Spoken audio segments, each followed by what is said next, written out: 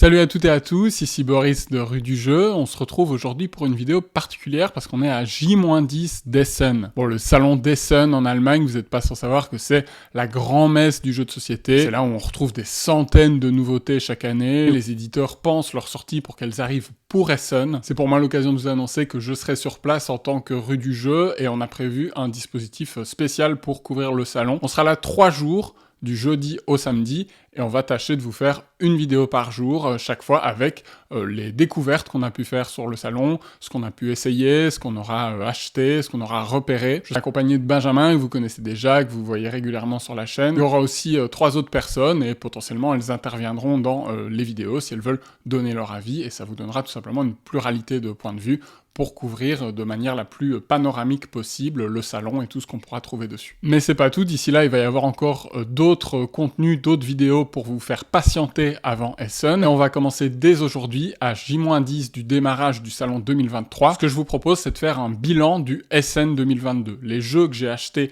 il y a un an, tiens, est-ce que j'y ai beaucoup joué? Est-ce que je les ai gardés? Est-ce qu'ils m'ont plu? Est-ce qu'il y en a que j'ai revendus? On va découvrir ça ensemble. L'année dernière, j'ai été plus ou moins raisonnable, donc ça concerne une dizaine de jeux que j'avais achetés. On va voir aujourd'hui ce qu'il en est. Bienvenue, vous êtes Rue du Jeu, c'est parti.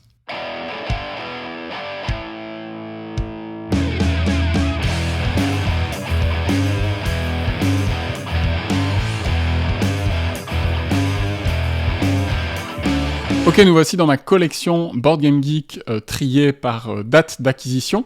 L'an dernier, Essen, on y était allé 2 jours, les 7 et 8 octobre, donc le vendredi et le samedi. Et j'avais ramené une grosse dizaine de jeux, donc on va faire un petit peu le point, qu'est-ce que j'ai gardé, qu'est-ce que j'ai pas gardé, combien de fois j'y ai joué, pour voir un petit peu qu'est-ce qui reste du salon d'Essen un an plus tard. Alors je commence tout de suite avec le jeu que j'ai pas gardé, que j'ai revendu après 2 parties. Et bon, c'est assez ironique parce qu'il vient d'arriver en VF, donc c'est là aussi où on se rend compte du délai parfois pour que les jeux soient traduits et arrivent jusqu'à nous. Là, Come Together, voilà, il est sorti à Essen 2022 et il arrive en VF seulement en septembre 2023, donc il y a quasiment 1 an de délai, c'est énorme. Et là, du coup, forcément, moi, mon intérêt, il a déjà eu le temps de complètement faire flop pour le jeu, puisque j'y ai déjà joué, c'est un jeu que j'ai déjà éprouvé, qui est déjà vu, qui ne me procure aucune émotion quand je le vois débarquer sur les étals.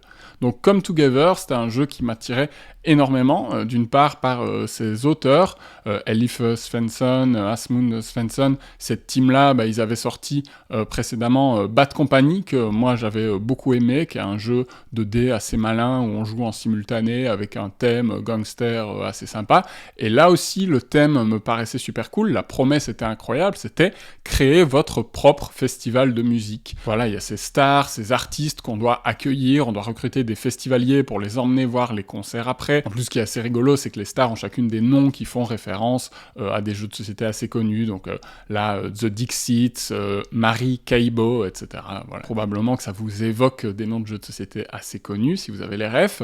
Et donc, Come Together, voilà, sur le papier, moi j'étais hyper excité, je me dis, ça va être top, ce thème, en plus, les règles avaient l'air assez sympas. Et en fait, c'est un jeu qui a vraiment le cul entre deux chaises. On pourrait penser qu'il est assez familial / initié de par son thème, mais le problème c'est qu'il dure assez longtemps, je crois que de mémoire, les parties, on en avait bien pour 2 heures, 2 heures et demie, c'est un jeu qui se joue jusqu'à 6, et il est assez interactif, donc on a envie d'y jouer à nombreux.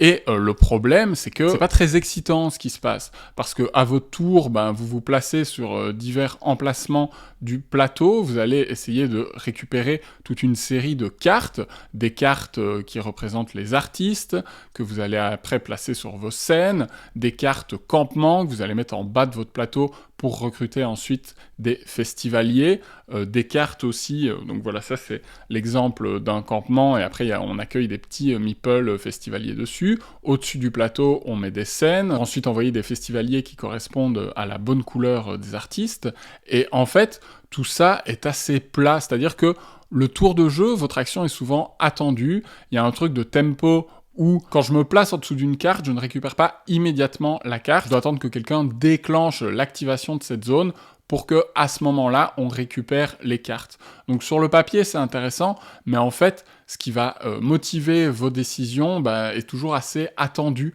Et donc, il y a peu de surprises finalement pendant la partie, c'est assez mécanique. Je vais aller chercher une carte qui m'intéresse. Quand j'ai plus de pions à placer, qu'il n'y a aucune carte qui me tente, je vais déclencher ce truc-là. Et donc, on voit assez vite les trucs venir et on s'ennuie un petit peu. Et on se retrouve à faire une partie de 2 heures, 2 heures et demie, pour un jeu qui finalement n'a pas grand chose d'excitant, qui peut être assez technique, assez lourd dans son scoring. Les phases entre 2 manches sont assez longues à se résoudre, et c'est dommage parce qu'il y avait plusieurs bonnes idées, notamment sur le recrutement des ouvriers.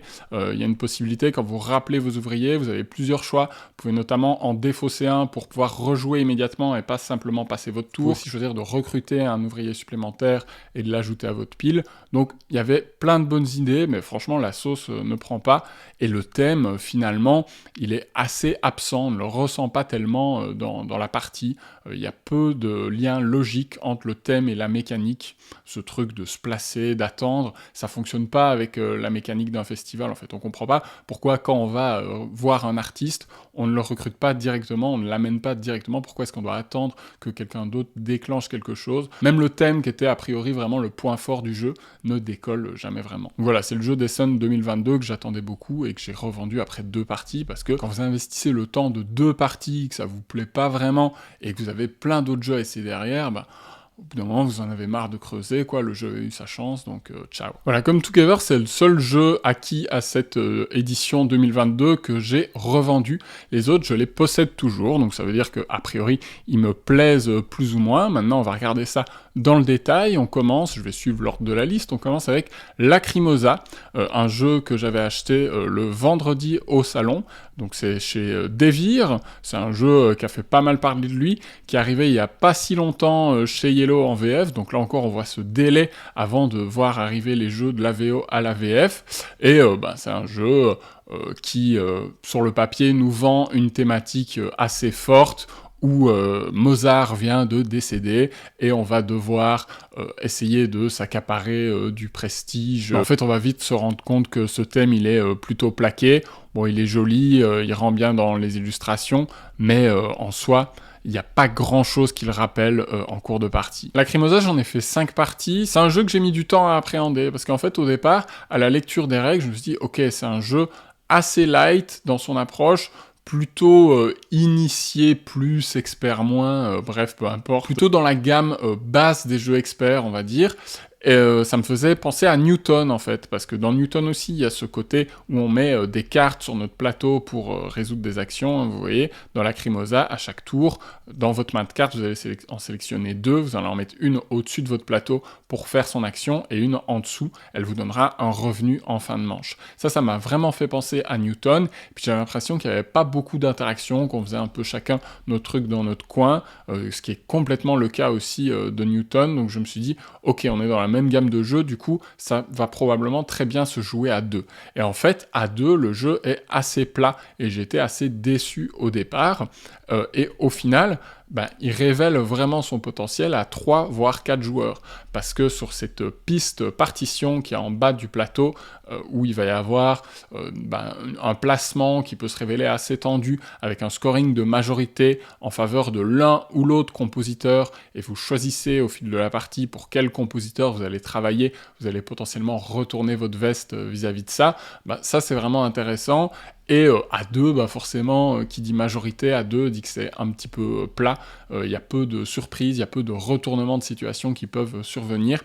À 3 voire 4, on commence à avoir une vraie tension sur cette zone-là du plateau. On peut faire du voyage qui va nous donner des bonus ou du scoring de fin de partie.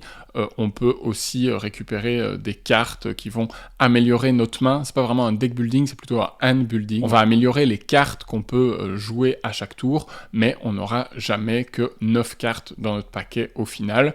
Donc tout ça est assez intéressant. J'ai pas le coup de cœur pour le jeu, j'ai pas non plus un rejet total. Je sais qu'il y a certaines personnes qui ont détesté le hasard de la pioche, le fait de ne pas être maître des actions qu'on fait à chaque tour. Moi, ça m'a plutôt plu. Je trouve que ça force à s'adapter, et en vrai, il n'y a pas non plus 10 000 possibilités d'actions différentes, donc on peut quand même anticiper certaines choses. Je trouve que c'est un jeu qui a une belle tension. Voilà, j'ai pas envie d'en faire 20-30. Voilà, je pense que le jeu va s'essouffler sur le long terme, qui va révéler un peu ses limites, mais pour le moment, il me plaît, et les personnes à qui je l'ai fait découvrir ont bien aimé, donc il a tout à fait sa place dans la collection. Voilà, 5 parties, on verra si on va jusqu'au 10, on verra jusqu'où il reste, mais pour l'instant c'est tout à fait convaincant. J'enchaîne avec Till et Tom. Till et Tom, j'en ai fait 6 parties, un tout petit peu plus que Lacrimosa. C'est un jeu de Simone Luciani et Daniele Taschini, donc les auteurs de Tzolk'in notamment, et puis c'est un jeu qui s'inscrit dans la même série entre guillemets que Tzolk'in, hein. C'est un jeu en T qui commence par la lettre T, et pourtant le feeling est très différent d'un Tzolk'in où on va manquer de ressources, où on va beaucoup étouffer.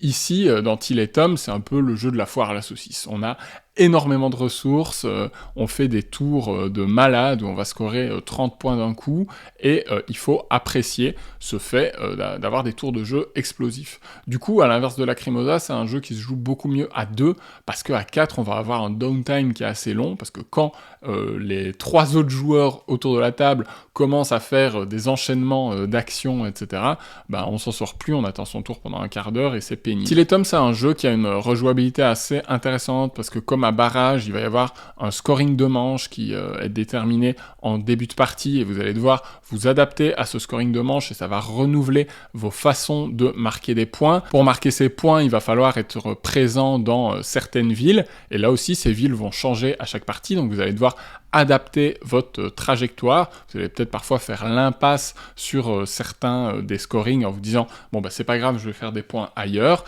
Et puis il y a cette mécanique de draft de dés qui est assez intéressant. On a cette roue au centre sur laquelle on va récupérer des dés, et plus le dé est petit, moins vous aurez de ressources, mais plus vous aurez de points d'action à dépenser pour faire votre action, et à l'inverse, plus le dé est grand, moins vous aurez de points d'action, mais plus vous aurez de ressources. Donc il y a cette espèce de double contrainte dans laquelle il faut choisir, est-ce que je veux beaucoup de ressources, mais faire une action faible, ou l'inverse. Donc ça c'est intéressant, et on peut évidemment faire du contre-draft de dés, faire attention à ne pas laisser à nos adversaires des opportunités trop importantes.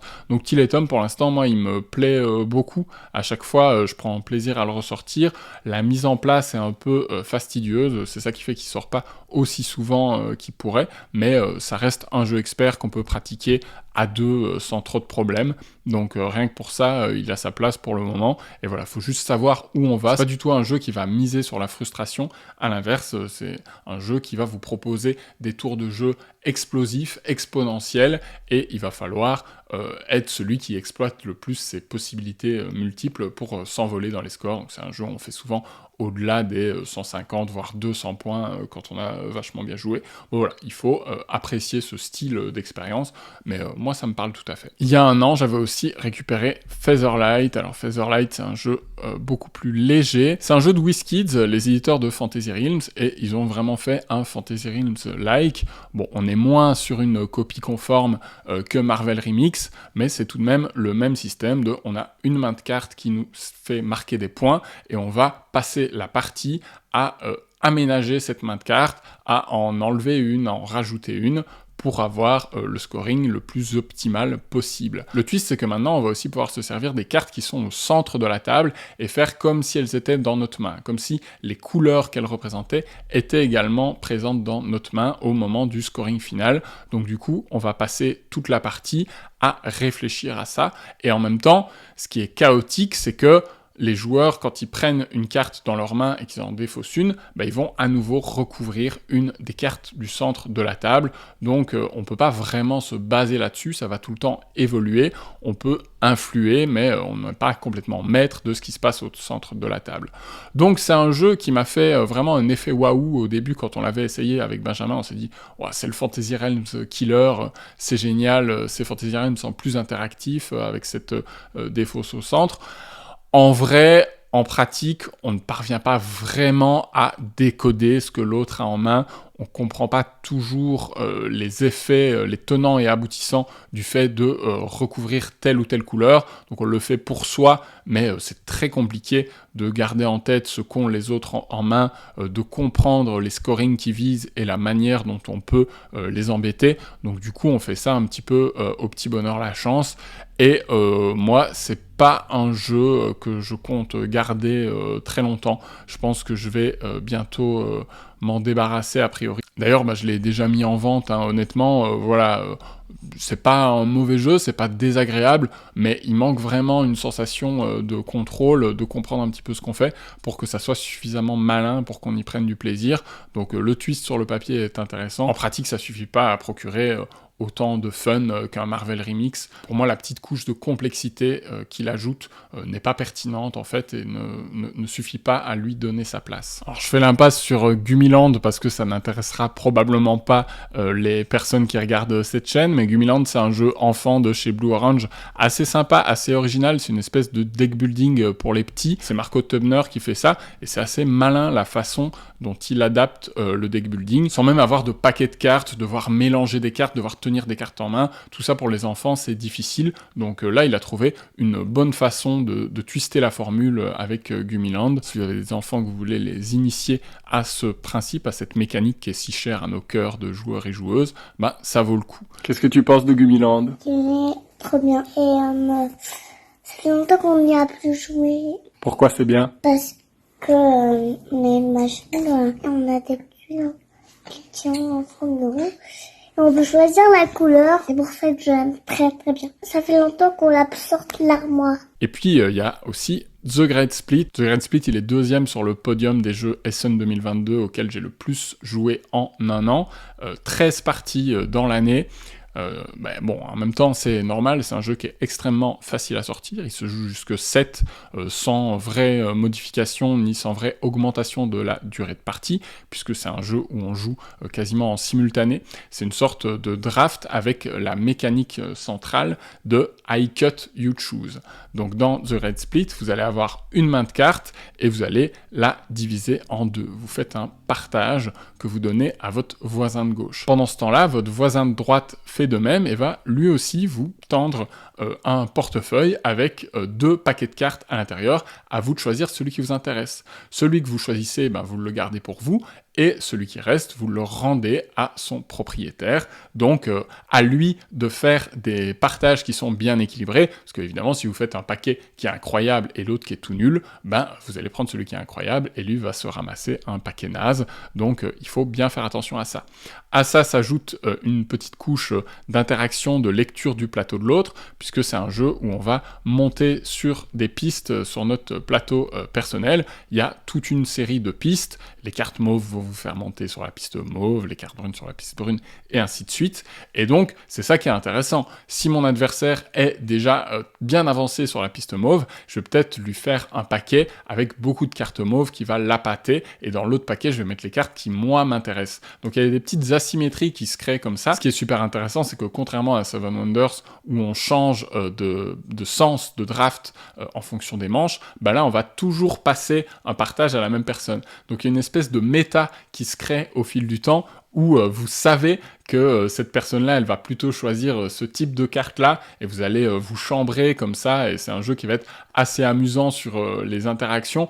Effectivement, on va après déplacer chacun nos petites cubes dans notre coin, mais dans le moment où on fait le partage, dans le moment où on passe nos cartes à notre voisin, il se passe quelque chose autour de la table. Évidemment, on joue qu'avec ses voisins de gauche et de droite, donc à 3 joueurs, ça marche très bien, mais on peut très bien jouer à 7 et voir qu'à l'autre bout de la table, ça s'engueule aussi. Franchement, ça fonctionne, c'est rigolo, et c'est quand même un gros avantage, ça rend le jeu facilement sortable. Nous, il est beaucoup sorti en fin de soirée jeu, en fait. Imaginez, même en association, vous avez 2 tables de jeux experts qui se terminent à peu près en même temps, on a envie de faire faire un dernier jeu pour se dire au revoir avant de clôturer la soirée, The Great Split est le candidat idéal pour ça. Donc celui-là, il est même pas encore arrivé en VF, à mon avis.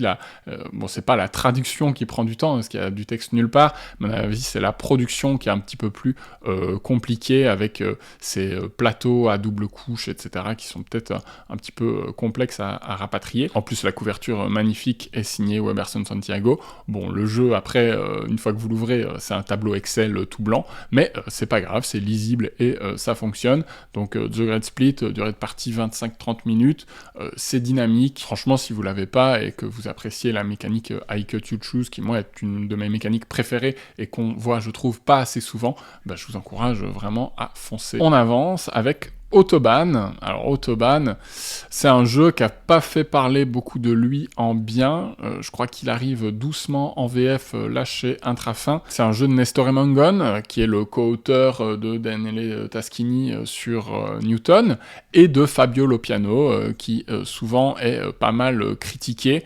Moi, il a fait Merve, que j'aime bien. J'aime bien aussi Ragusa, mais voilà, je sais que Zapotec, dernièrement, c'était pas une réussite. C'est souvent un auteur un peu en demi-teinte qui laisse certaines personnes un peu froides. Moi, j'ai beaucoup aimé Autobahn, les 4 parties qu'on en a fait. Le problème, c'est que c'est un jeu assez difficile à sortir parce que il est assez long. Il faut compter 2h30, j'ai déjà fait des parties de 3 heures, et il se joue essentiellement bien à 4 joueurs. À 2, je pense que ça n'a vraiment aucun intérêt. En fait, il y a très peu de scaling, d'aménagement qui est fait en fonction du nombre de joueurs. À 3, ça passe, mais vraiment, c'est à 4 que toute la tension arrive, c'est un jeu où le plateau est construit par les joueurs et les joueuses à la manière d'un Iki ou ce genre de proposition. Donc, du coup, on a envie d'être beaucoup pour que le plateau avance, qu'il y ait des interactions, des opportunités qui se créent, etc. Le plateau peut être assez chargé. En plus, là-dedans, on doit faire des réseaux et du pick-up and delivery. Donc, vous avez ces petits camions qui doivent amener des marchandises d'un point A à un point B, et plus vous faites un trajet important, plus la récompense va être intéressante. Et la mécanique liée à ça, c'est qu'à chaque tour, vous jouez une carte, vous résolvez son action, et en plus, si la couleur de la carte que vous avez jouée correspond à la couleur de la route sur laquelle se trouve votre camion, alors vous pouvez avancer votre camion. Donc c'est un jeu qui peut être assez complexe dans la réflexion, parce que vous devez réfléchir non seulement à l'action que vous voulez faire, mais aussi à la planification de l'ordre dans lequel vous allez jouer vos cartes, pour optimiser et faire que votre camion avance à chaque tour.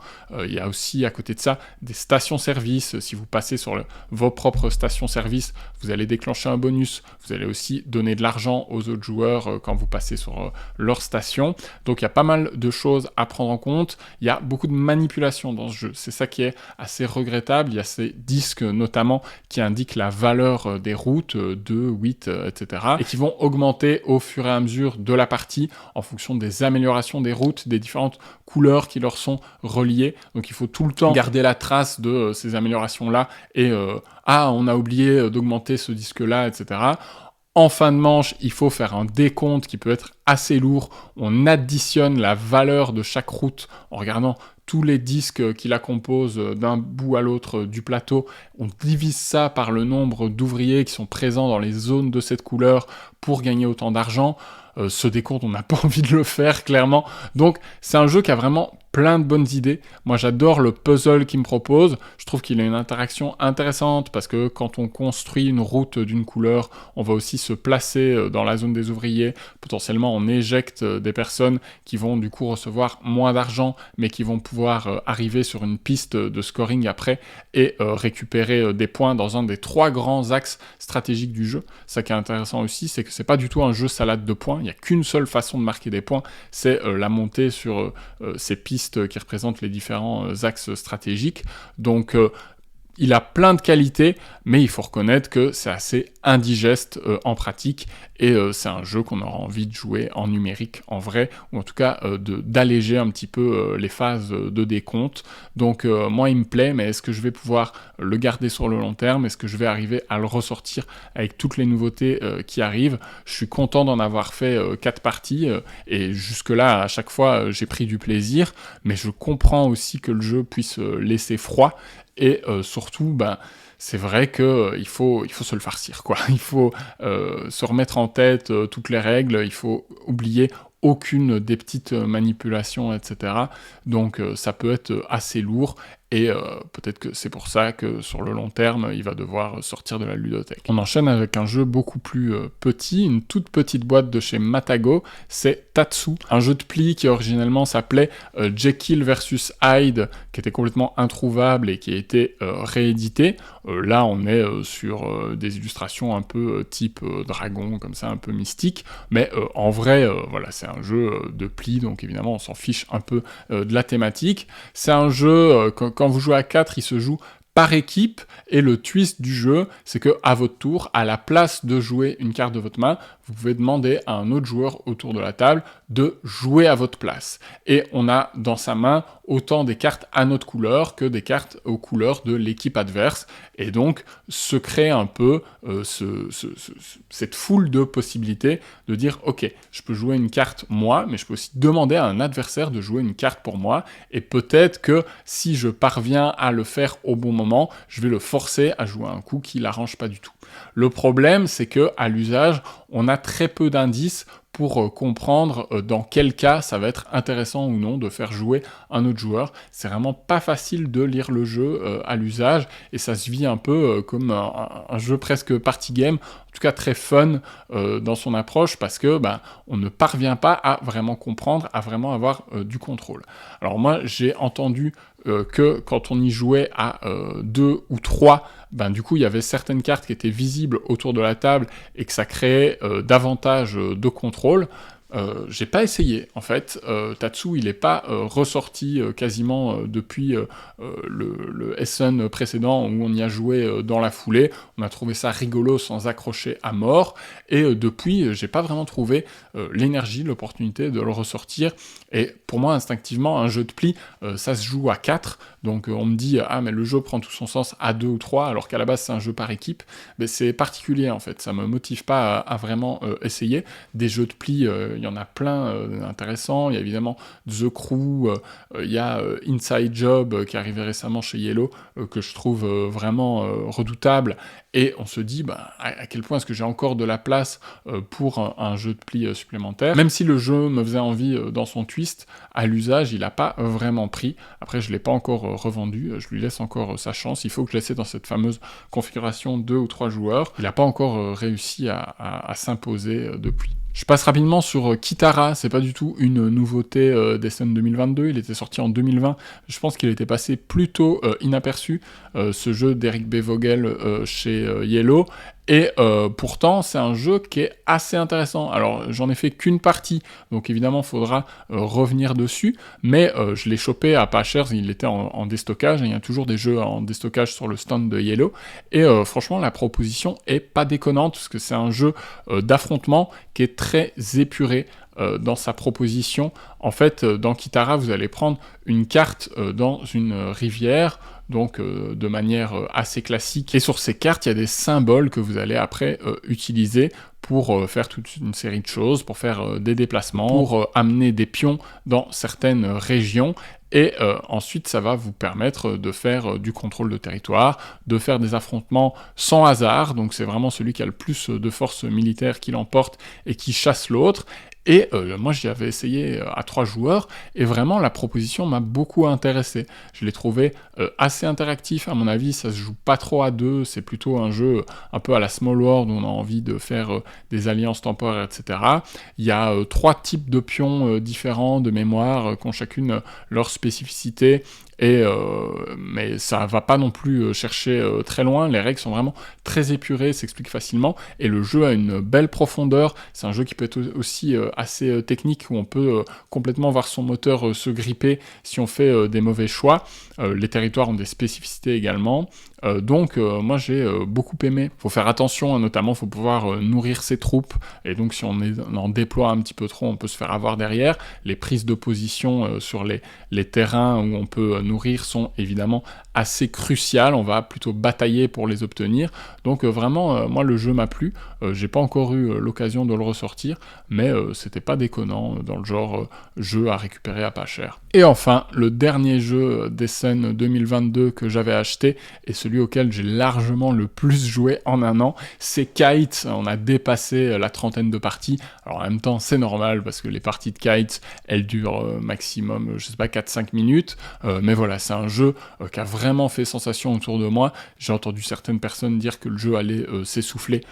Chez moi, pas du tout. En fait, à chaque fois que je peux le faire découvrir à quelqu'un, je le fais, et moi je prends toujours autant de plaisir à y jouer. Dans la boîte, vous avez même des cartes spéciales pour renouveler un peu le challenge, et moi j'ai même pas encore ressenti le besoin de les utiliser. J'aime bien la proposition hyper épurée du jeu. Donc voilà, si vous connaissez pas Kite, c'est un jeu à base de sablier. C'est un jeu coopératif en temps réel, où on va à notre tour jouer une carte d'une couleur, qui va nous faire retourner le sablier de cette couleur. Donc au début de la partie, ça va juste mettre en route le sablier, et il va falloir que à aucun moment, un sablier n'arrive à terme. Donc on doit constamment regarder les sabliers, le temps s'écouler, et faire attention à ce qu'aucun n'arrive à la fin. Vite jouer une carte avant qu'un sablier arrive à court de sable. Et en même temps, c'est un jeu en temps réel où on doit parfois temporiser. On peut accepter de ne pas être rapide. À certains moments, on peut se dire, bon ben là, il n'y a aucun sablier qui est intéressant à retourner maintenant. J'attends avant de jouer ma carte. Et là, tout le monde prend une respiration. Ok. Et on discute en permanence, c'est ça qui est intéressant, c'est la dynamique. On est tout de suite en train de dire, ok, il faut retourner le jaune, est-ce que tu auras du jaune, toi, dans ta main pour le faire à ton tour? Non, ok, alors joue vite et passe la main à un machin qui va pouvoir le faire, etc. Et le twist qui est très intéressant, c'est le sablier blanc. Il n'y a aucune carte blanche, et donc ce sablier blanc, pour le retourner, il va falloir jouer une carte avec un seul symbole, avec une seule couleur, et dire, bon voilà, je joue une carte rouge, à la place de retourner le sablier rouge, je retourne le blanc. Donc c'est une couleur en plus qu'il va falloir constamment surveiller. Et en plus, quand vous arrivez à la fin de la pioche, vous n'avez plus le droit de retourner ce sablier blanc. Donc, on passe d'un jeu où on peut parfois prendre son temps, temporiser, etc., à un jeu frénétique en fin de partie, où on atteint le climax, et vite, il faut vider notre main le plus vite possible, on réfléchit presque plus aux couleurs qu'on retourne, ça devient un jeu de manipulation, où on joue nos cartes, on retourne le sablier, vite, à toi, etc. Donc ça monte en puissance, c'est vraiment réjouissant, Kites, l'essayer, c'est l'adopter, franchement, moi, toutes les personnes à qui je l'ai fait découvrir, on me dit, mais c'est génial en fait, c'est génial de voir que, à l'époque, en 2022, on arrive encore avec des idées aussi nouvelles, aussi minimalistes, et pourtant rafraîchissantes, qui nous donnent la sensation de jouer à un jeu auquel on n'avait pas joué avant, qui nous font voir la coopération d'une nouvelle manière, le jeu en temps réel d'une nouvelle manière, et avec un élément aussi commun qu'un sablier. La thématique est rigolote, c'est des cerfs-volants, et franchement ça fonctionne, parce que l'idée c'est que tant que le cerf-volant est en l'air, le sablier est en train de s'écouler, et le fait qu'un sablier arrive à 0 représente le fait que votre cerf-volant s'écrase, donc vous voulez maintenir ces cerfs-volants en l'air le plus longtemps possible jusqu'à la fin de la partie. C'est beau. Voilà, on arrive à la fin de cette vidéo bilan d'Essen. Certes, il y a des jeux qui n'ont pas énormément décollé, mais il y en a très peu finalement qui m'ont pas plu. Maintenant, il faut savoir que ma ludothèque, elle a dépassé les 450 jeux, donc ça devient très difficile pour des nouveautés de parvenir à s'imposer, et quand en l'espace d'un an, j'ai fait 4, 5, 6 parties d'un jeu, on peut estimer que c'est tout de même encourageant, et il faut voir ça comme un développement sur le long terme, en fait. Si sur le long terme, le jeu continue de me plaire, continue de sortir, c'est que l'achat aura été bon. L'avantage aussi, quand on a autant de jeux, c'est qu'on devient intraitable, donc si il y a un de ces jeux, un moment où je fais une partie et que ça ne me plaît pas du tout, que ça me paraît poussif, que ça me procure pas de plaisir, c'est clair qu'il va dégager. En fait, j'ai pas la place pour garder des jeux qui ne me plaisent qu'à moitié. Donc voilà, le bilan d'Essen 2022, il est plutôt positif. Dites-moi dans les commentaires, vous, votre ratio entre le nombre de jeux que vous aviez achetés, que vous avez gardés, est-ce qu'il y a même des jeux qui sont encore dans votre pile de la honte? Ça serait triste, mais ça peut arriver quand on a un gros craquage. Si le concept vous plaît, on se donne rendez-vous dans un an pour faire le bilan d'Essen 2023. On verra si les jeux pour lesquels j'ai craqué auront su s'imposer dans l'année écoulée. On se retrouve très bientôt pour plus de vidéos autour d'Essen. On va vraiment être au taquet pour vous livrer un maximum d'infos en direct ou quasi direct depuis le salon. Si ça vous a plu, vous pouvez évidemment également partager la vidéo, vous pouvez vous abonner à la chaîne, vous pouvez me soutenir financièrement sur Ko-fi si vos moyens vous le permettent. On se retrouve très bientôt. D'ici là, jouez bien. Ciao!